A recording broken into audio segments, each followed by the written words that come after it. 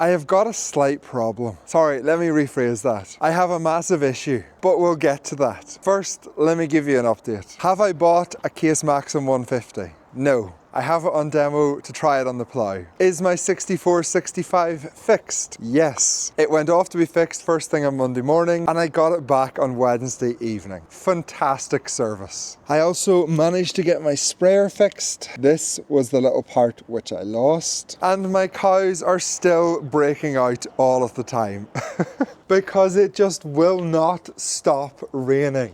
We will get to my big problem. But first, let's go close up all the gates and make sure the cows can't escape. We've had so much rain this week that the cow's milk yield has totally collapsed. We went from getting over 30 litres a day down to getting 26.3 litres a day. At that point, I panicked and I took action. I stopped holding the cows so tight and just accepted they weren't going to graze out the fields very well. And we also brought them in at night and gave them lots of silage. Them two things have recovered our milk yield back up to 28 litres. But I just really needed to stop raining. But that's not our problem. The problem we have this morning is with my plough. It has broke again. I was greasing my plough last night, getting ready to head off first thing this morning to get started. And I noticed something. This bolt has totally snapped off. And them 4 bolts hold on this piece, which is the piece that broke the last time. So we have to somehow get that bolt out. Now this might be easier than I think, because the bolts are only in 5 or 6 weeks. And I'm going to try a technique with tech screws to try and get that bolt out. That's our first option. Our second option is that we just plough on anyway and hope for the best. That's almost certainly a bad idea, but it is an idea. And our third option is that we fix it properly. If I can't bodge job fix it this morning, we take the part off, we send it to someone who can weld a bolt onto the top and screw it out. Let's try my tech screw technique first. I seen this on Matt Armstrong's YouTube channel last Sunday. To get a broken bolt out of a towing eye on a supercar. So if it works on a supercar, surely it's going to work on a Kverneland plough. I'm pretty certain this has a 0% chance of working. Now these bolts are screwed in the normal way. So I need to put the tech screw in from the back. And I can't put the tech screw in from the back because I can't get clearance. I've fallen at the first hurdle. No, we can go in from the front. We could screw it the whole way through. That's an option. It's never going to work, but it's the only option. How hard is it to drill into bolts? Oh no, my good jumper. Let me go put on something worse. Okay, cover off first. Next, we take the bolts out.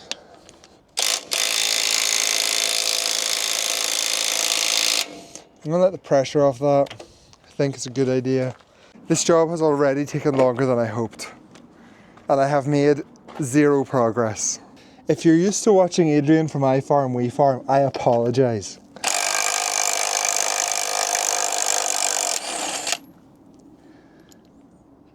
Have I just snapped another bolt?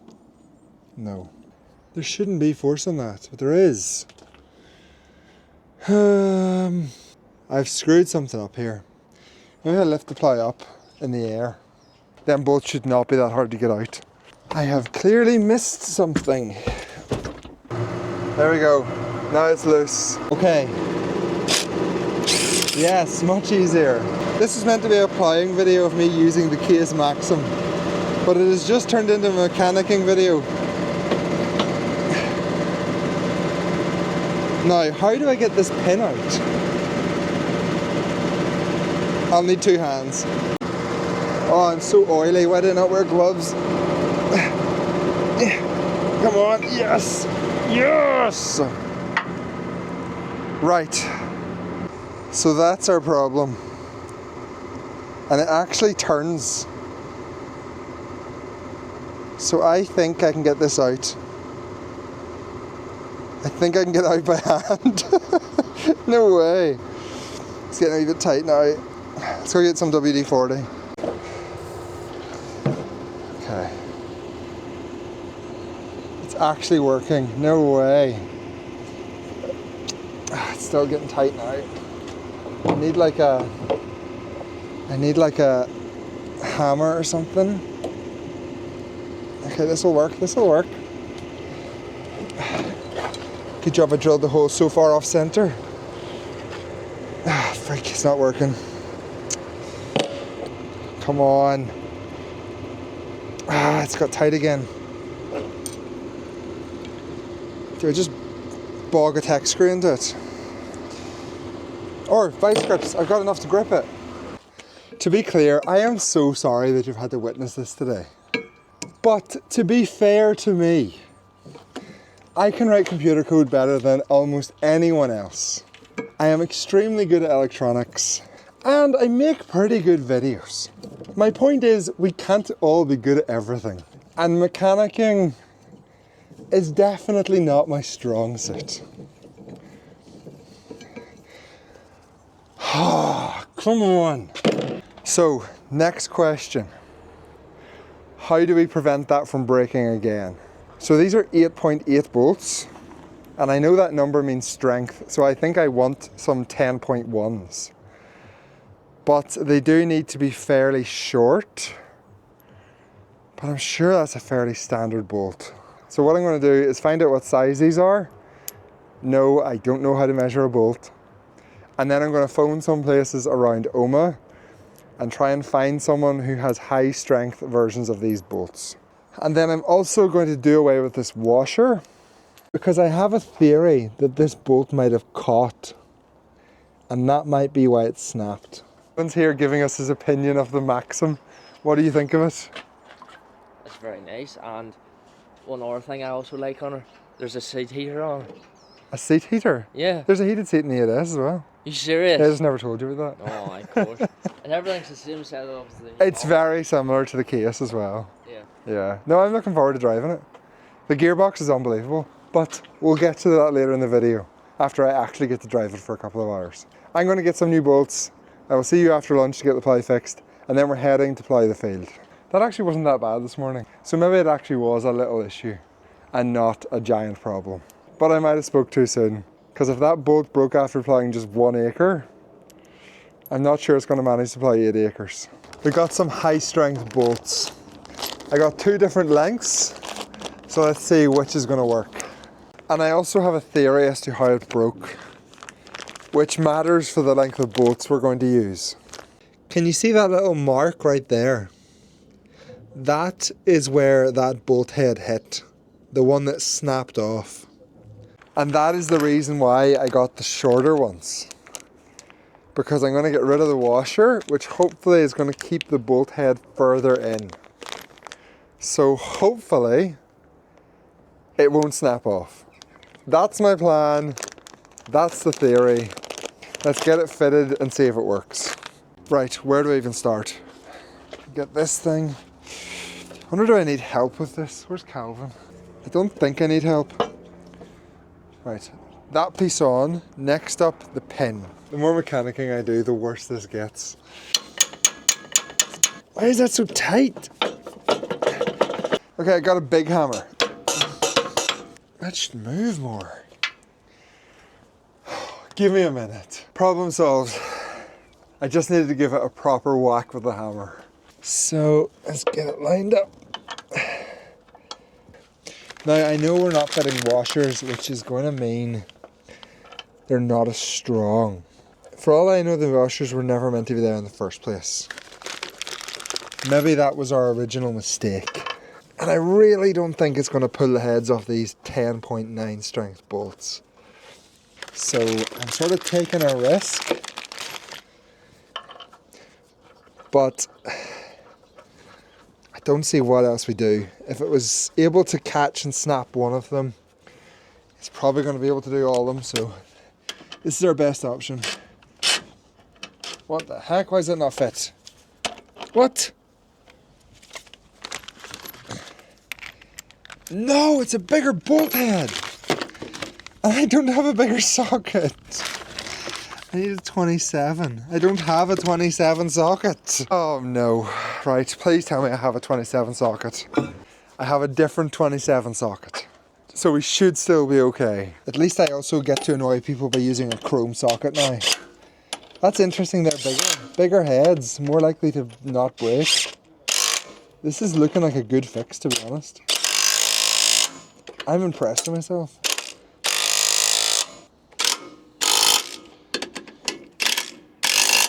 Okay, we're done. Plough is fixed. Almost. There's actually another problem. But I might not even bother fixing it. It's not that essential. Let me tidy up all these tools and we'll check that it spins and doesn't break something. Right. Now, let's check our hydraulic speeds. Because I've changed spool to spool 1. Spool 1, yes, I'm glad I checked because it's set to like 100%. Nice and slow to turn over. That might be too slow, but it's hard to tell. Give it a bit of rev. And spin. Oh no, that's the front weights. Oops, I just dropped the front weight block. I forgot to turn it over to the rear hydraulics on the joystick. Lovely. Perfect. It lives.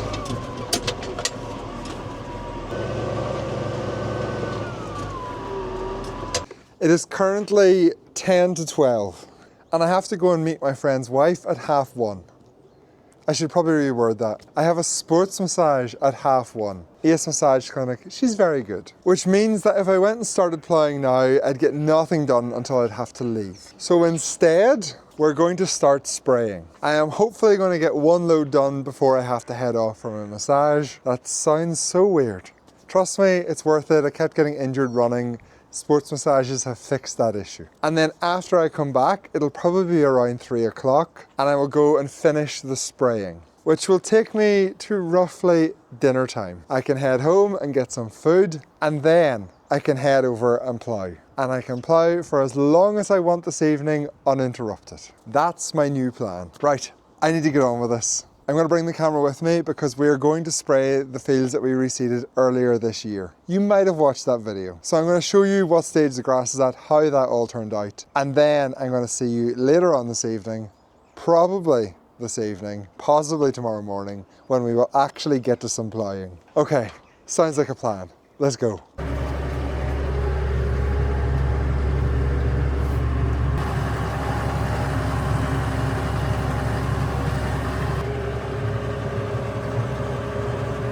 It is now 3:30 and I am just back from my sports massage. Okay, let's check out the fields that we reseeded almost 2 months ago, which is just crazy. So a lot of red shank, quite a lot of Dawkins, but in general, most of the fields aren't too bad for weeds. There is plenty of really nice grass coming through. However, there is an exception. For some reason, one of the fields is just totally covered in red shank. Like absolutely covered. So this is the next field we're going to spray. Okay, well, I'm going to keep at this. I want to get this finished up by hopefully 4 o'clock. That's not going to happen. 4:30. And then I'm heading straight over to the field to start ploughing with the Case. That is my current plan. There's been a whole lot of not ploughing in this, considering this is a ploughing video. So I'll see you very, very shortly. You alright? I hope you put that top on that. Yeah, hook it off on like the pallets around the back. Yeah, and then make sure it's in 1,000. Yeah. I think bottom is 1,000, top's 1,000. Well, she's in 540 at the moment. Yes, so just change it. Yeah. Good thinking. Okay, we're going ploughing. I'm very excited about this. Oh, what a day. Uh-oh. Release handbrake. The handbrake is off. So, what the? The handbrake was not fully off. The tractor is correct. Okay, so as I was saying, it is way later than I had expected. It is currently 5:05. I was meant to be started this before 4 o'clock. But we're heading off now.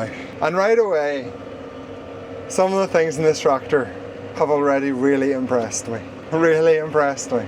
And it's little stupid things. My camera is nearly out of battery, so I needed a charging port. And lo and behold, 2 USB charging sockets right there. I have a giant bottle of water with me to keep me going for the next 4 or 5 hours. In every other tractor, I really struggle to find somewhere to put this. This tractor, giant cup holder. Another problem I face, which many of you might not face, but it is a real issue, is somewhere to put my drone, my cameras, and all my bits and pieces like my camera mounts. They usually end up falling all over the floor at the worst possible moment. This tractor, huge big storage area right here. So we're off to a good start. Oh, I need to pay attention. Both this Case Maxxum, I called it a Magnum in a video earlier today, and the 6S, and my 6465, and my Case Puma, basically every single tractor apart from the 8S, have the issue that the cab tapers from wide to narrow. So where your head is actually the narrowest point. And it just leaves me feeling so claustrophobic. Oh. Anyway, I'm going onto the road. Oh, car coming. So I'll catch up with you after we plough the first couple of runs. Welcome back. It is currently, too many messages. Give me the time.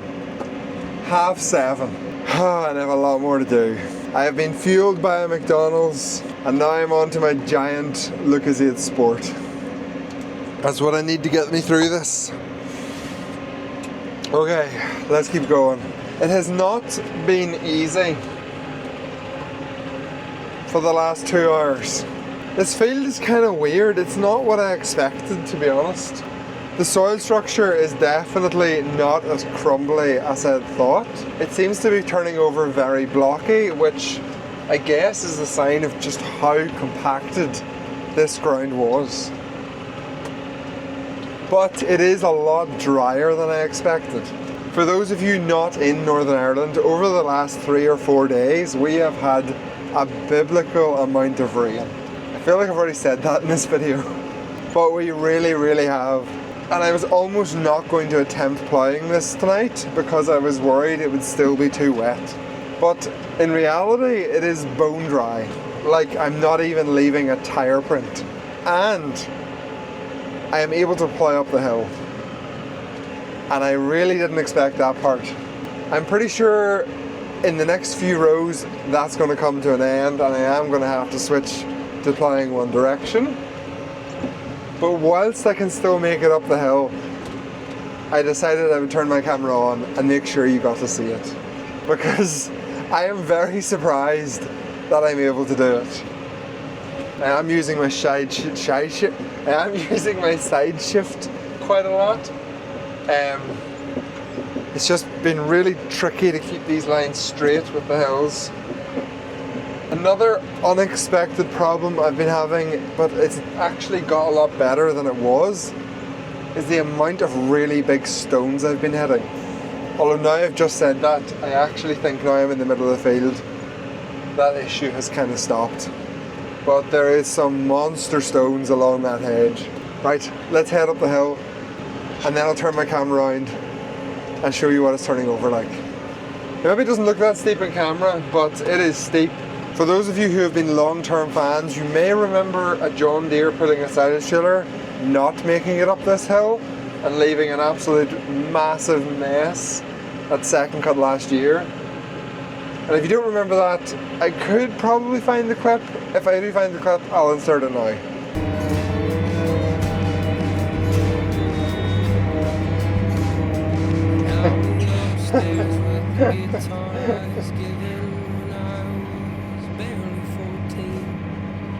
So let's see how this tractor manages. A wee bit more rev, side shift over because we do slide sideways. It's kind of like a cross hill. Like how are we doing this? How are we doing this? Like, I haven't even lifted the plough. How? I don't know. It just finds grip. And considering that the tires are way overinflated, they're sitting at 30 psi. Very surprised by that. I actually brought my pressure gauge thing for my tires with me in case the tires were so bad that I had to let pressure out of them, but so far so good. I think they're called Michelin multi-bibs. I have no idea if they're good or not.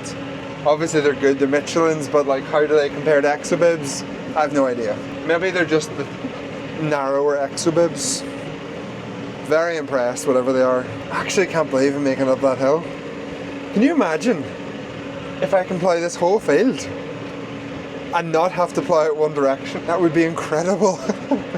I will be saving my review of this tractor until tomorrow when I finish this field, but I will say there's a few things that really surprised me. A few not that obvious things. Right, I'm going back to my pop country music. I'll catch up with you in about an hour.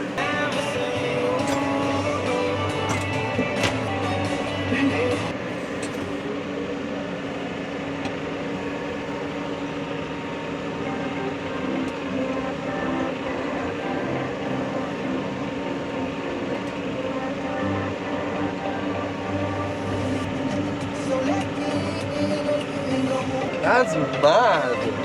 That's actually mad.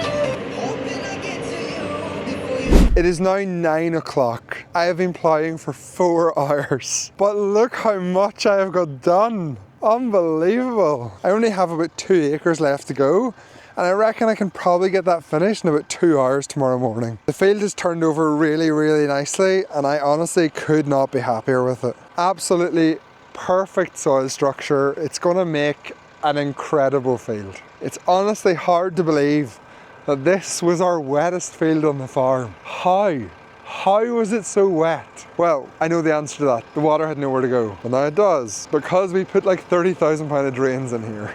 Oh my goodness, my eye is watering so badly. I think I rubbed dirt in it. Anyway, I will see you tomorrow morning, and I will give you my thoughts on the Maxxum 150 when we're finishing this field off.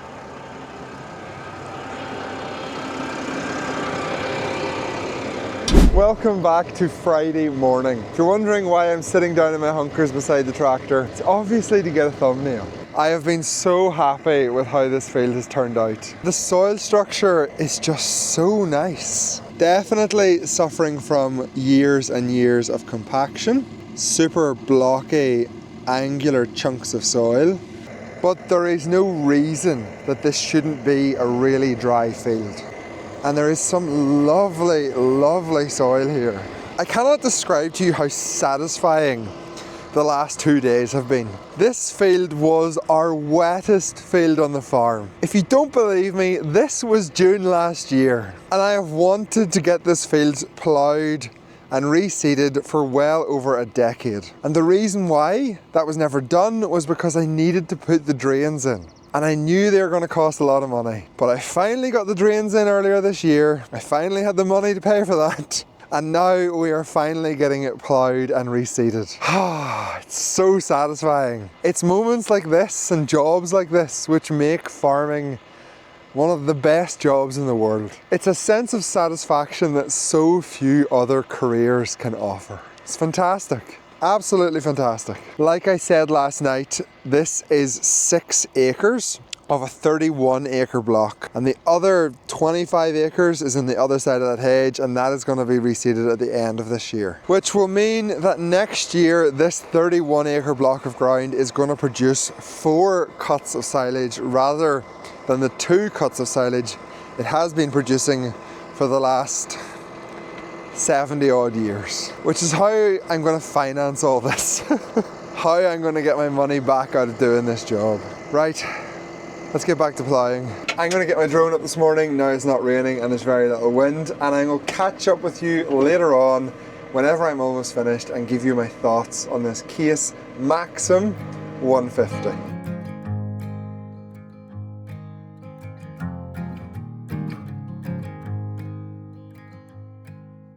Man, what a hell of a year it's been. Keep on bluffing, but I just can't win. Drown my sons, but they learn to swim. Man, what a hell of a year it's been.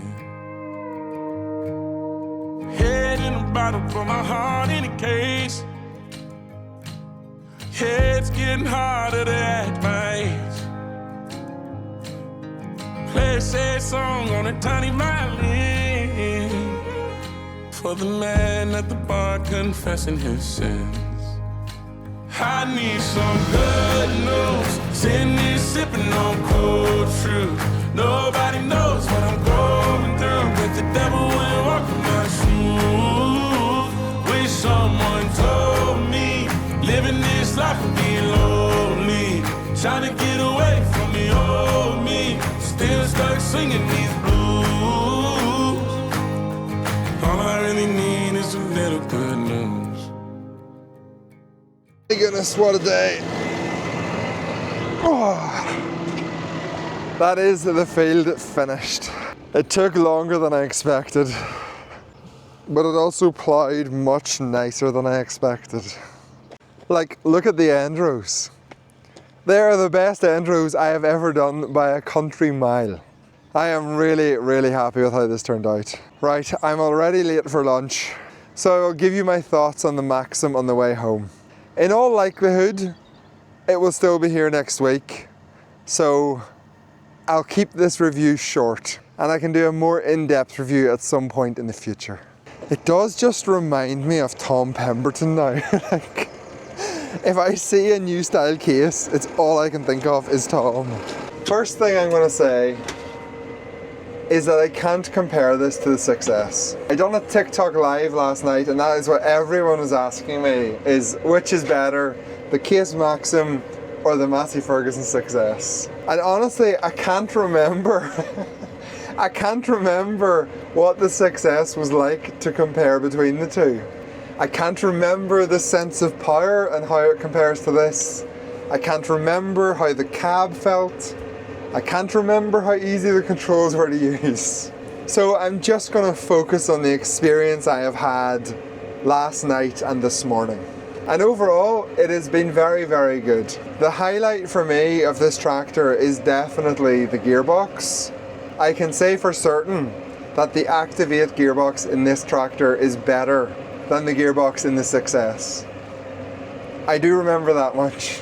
And it's not that the Dyna 6 gearbox is in any way bad. It's just that this Activate gearbox is fantastic. You never find yourself having to change ranges, so you have really responsive stages within each gear. We'll change up a stage now, see how jolty it is. Totally smooth. Totally smooth. I love my Massey Fergusons. I love my 8S. But if you change up a stage in your 8S, you're doing a bit of wobbling. So that is definitely the highlight of this tractor. And it is genuinely fantastic. I also really, really like the controls, where things are laid out. It's been really, really easy to use. There is some stupid stuff with the controls, which is taking a bit of getting used to. Like, there's no way for me to change up and down stages with my left hand, whereas on the Massey Fergusons I'm so used to being able to do that with the forward and reverse selector. And I also think that the stage shift on the joystick is dangerously close and similar to your lift buttons. So maybe it's just because I'm not used to it, but twice now I have went to change up a stage or down a stage, and instead I've dropped my rear linkage. Now I've noticed I've done it, but that feels like an issue on the road. Power wise, this tractor will do everything you need it to do and more. And I have been seriously impressed with the amount of grip it has. Whether that's the tractor, whether that's the 1-ton weight block, or whether that's the tyres, I'm not sure. But I will say I have definitely noticed it doing some smart stuff with the wheels. I have auto diff lock engaged, and it's the first time I've ever actually used auto diff lock on a tractor, because normally I find it just messes about too much, and it has been fantastic.